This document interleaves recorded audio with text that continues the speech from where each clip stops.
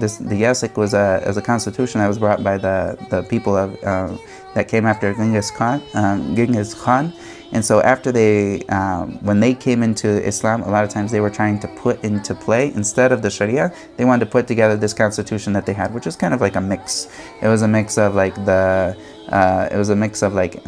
Christian laws, Jewish laws, Islamic laws, but it's a mix, and with according to what they wanted. So they would have like such as someone who stole, he should be killed. And of course, like we have someone who stole, they get their hand cut off with a certain shurut.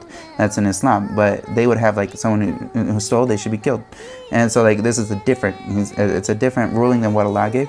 And this is something that Ibn Kathir, he mentions that and there's ijma' on this, that this is kufr. The kufr akbar, not kufr dun kufr akbar mukhrij min al-millah.